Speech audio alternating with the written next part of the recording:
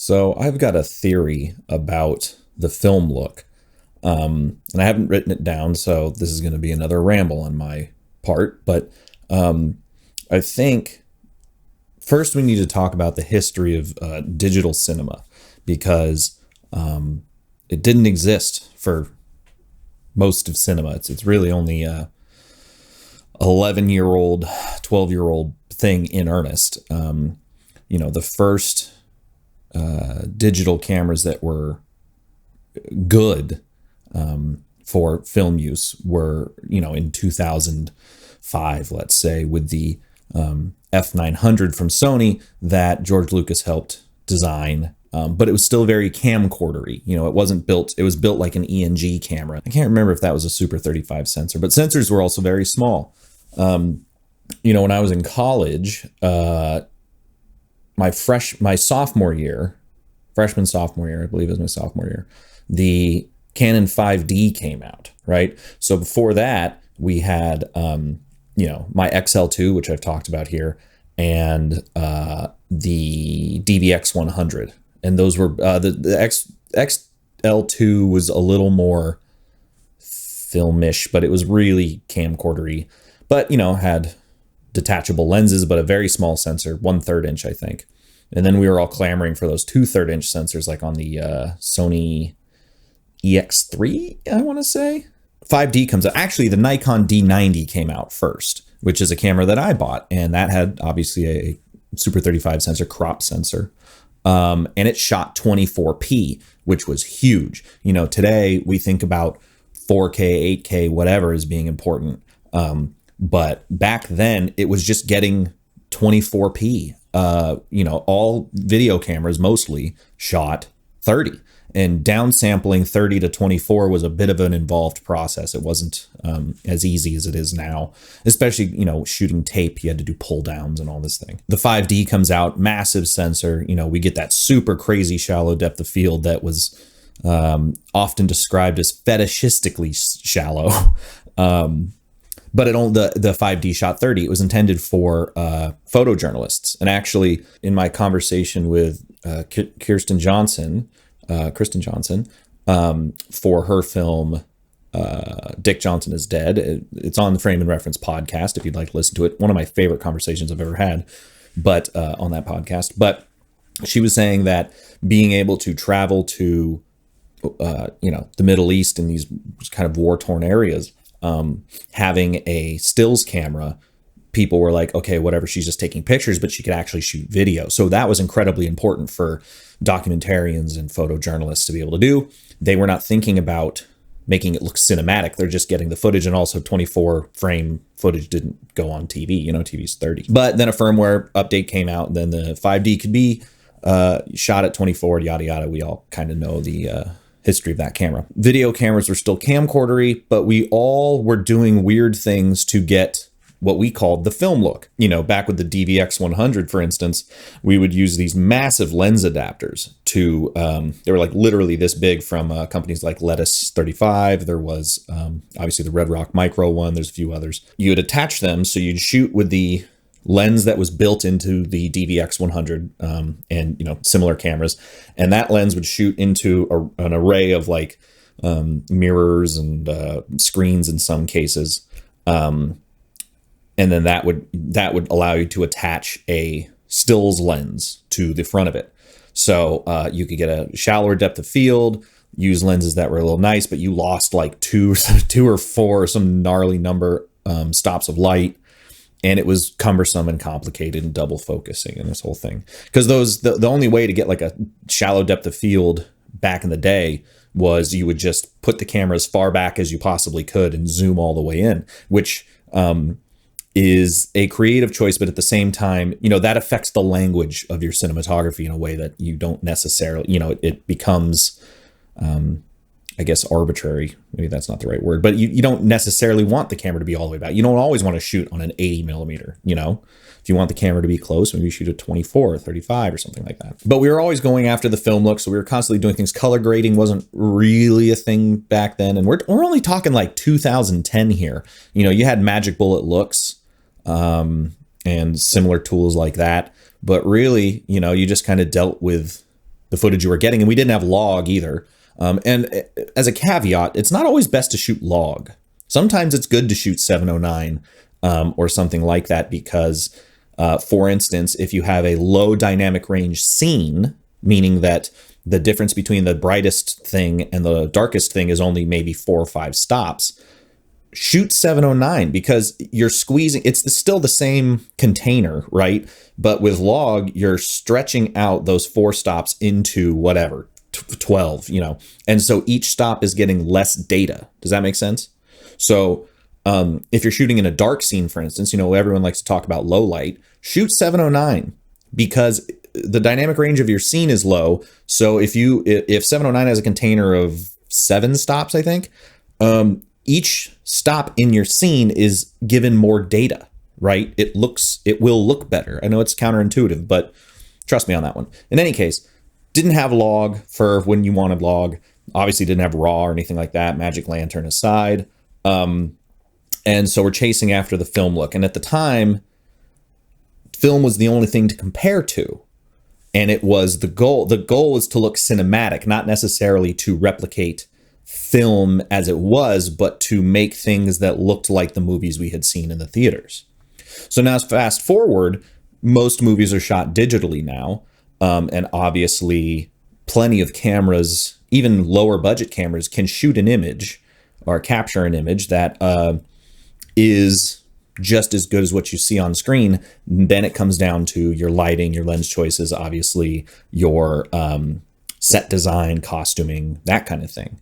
The other elements of the other departments become much more important when the camera can shoot a perfect frame, so to speak. But we still talk about wanting the film look, and you see a lot of. I've tested a bunch of those film emulation programs, and they're awesome. It's a lot of fun to replicate the photochemical look, which is different. Get to that in a second. But I think the vernacular of wanting the film look has moved forward and is now being used incorrectly. There are certainly people who want their stuff to look like photochemical film. Steve Yedlin, I've name dropped a billion times, but he's got a lot of information on how that is done and how it doesn't need to be arbitrary. But I don't think that nostalgia necessarily holds up anymore. I think when people say that they're looking for the film look, what they're really talking about is wanting something that looks professional from the past. As a perfect example, what you're watching right now, what I'm shooting on, is a Panasonic AF100. No log, came out in 2011, I think. This was my second professional camera after the XT3. And I've noticed on YouTube, at least, videos shot with older cameras like this tend to elicit a reaction of like, oh man, I wish stuff could look like that still. Or people are, now that cameras are perfect, they're all going to look perfect, right? So people are looking for a way to have a certain look and to elicit a reaction of like, oh, I haven't seen that. So shooting on older cameras now gives you that film look. So the way that when we had these cameras, we're trying to replicate film. Now that we have new cameras, we're trying to replicate maybe this look, and we have much better post-production tools that can manipulate this image more granularly and with better noise reduction and all that kind of thing. And if you have a relatively low bit rate footage like on this camera. And so, I was talking to Chris Ray, the skateboard cinematographer, and he does other stuff, narrative and whatnot too. But he was saying that he's actually looking to figure out how to shoot like older VHS cameras. A lot of people are getting into VHS looks now, I've noticed, which I think is, kind of younger generation, again, looking back at that like kind of nostalgic thing that is no longer achievable necessarily without work. It's funny how now that cameras are perfect, older cameras are seen as paintbrushes, or however people like to describe that, tools that can be chosen for an artistic intent. And so someone might look at this and think that this looks cinematic or this image looks interesting in a way that more modern digital cameras don't. Kind of wrapping this thought up, I wanted to encourage people to, when you're choosing a new camera, all cameras are amazing now. So maybe if really what you want to do is make, you have a story to tell, which is what should be encouraging people to shoot, not just to make pretty pictures, but tell a story. That's the whole point of filmmaking. Consider older cameras, because a lot of, if you're at the point in your career where you can pick up or buy or rent any modern camera that you want, you're probably not watching this, right? But if you are watching this, you might be thinking like, oh, I want to get into filmmaking, I want to get into cinematography or something like that. And I encourage you to consider looking into older cameras like the AF100. AF100 has 2 XLRs, built-in NDs. It's a mirrorless, it's not, it's a micro four thirds mount. So you can mount any lens you want on it. Right now I have a Nikkor 24 millimeter. You don't have log on it, but you do have waveform monitor. You've got, plenty of white balance options. The XL2 didn't really. You can adjust the image in the camera a little bit. It's still a little camcordery, but even if you think like, oh, micro four thirds won't work for me, it's like, well, the Pocket 4K is micro four thirds, and this has way more features than that. This thing's light as hell too. I think this is lighter than my XT3 with the battery grip on it and like a nice lens. You could put this on any gimbal you want or something like that. And I think you can get the AF100 on eBay for like $200, right? So the only downside to shooting on something like this is maybe the smaller sensor, although I don't really think it's that relevant. Not having log, but again, I don't think that's terribly relevant either. I think, maybe that'll force you to work on your lighting a little bit more, which is actually a net positive. You can put any lens on it. Like I said, that was another thing back in the day. When we went from shooting tape to shooting on memory cards, holy shit, not the P2 cards. Those were difficult, but like standard SD cards, game changer. That with 24p and being able to shoot on SD cards were the 2 biggest game changers. And they're both workflow things, right? Not like image. The image you could work with. I shot my senior thesis film on this camera, and the shots that were actually lit really well still hold up. This was the GH2 sensor basically in a professional body. This thing has SDI out. Why doesn't the C70 have SDI out? I love the C70. Review of that is coming up very shortly that I've been sitting on for far too long. But yeah, so that's something I think may be worth considering, is instead of dropping a ton of money on a brand new camera and looking like everyone else, maybe get an older camera, not too old, 10 years old might seem like a lot of time to you, but for me, in my head, it was just yesterday I was in college, which was not just yesterday. And get a look that no one else has. I know there's a few guys and gals here on the old YouTube that use like a GH2 or whatever, and people are always like amazed by it. But yeah, I think finding a look that is uniquely yours doesn't have to happen in post. It can happen right in camera.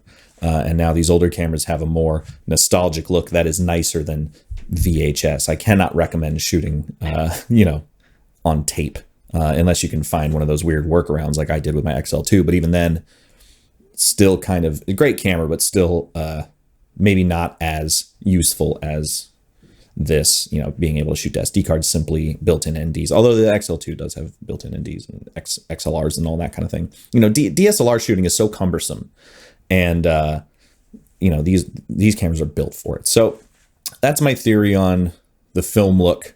How we all just kind of, it's no longer about the photochemical look. It's more about the nostalgia of things that we saw growing up maybe, and also don't look like now. Now is too immediate. Now is cell phones and AI. Cameras from yore have a look. I don't know how better to explain it, but I've been thinking about this for a while. I know I should have probably written it down, but I just wanted to sit down and say something, and also test out this AF100 before I hand it off to a buddy to use as a webcam. Yeah. So encourage you to look into older cameras and think more about the workflow and less about the image, because obviously now the image is great, and cameras like this could stand up against the best of them if you light and shoot correctly.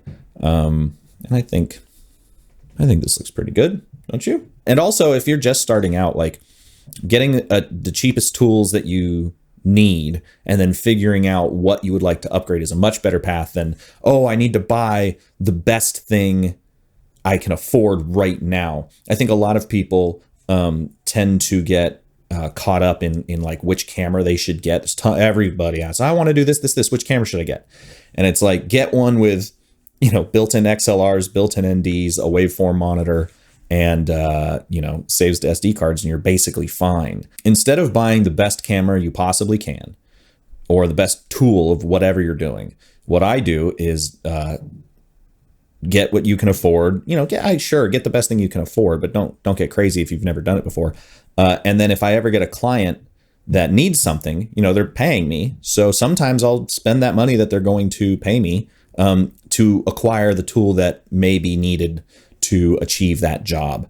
It's not really worth buying a ton of gear and then waiting for the jobs to come, because that's not how it works. You're going to spend a bunch of money and sit on a bunch of gear you probably don't need.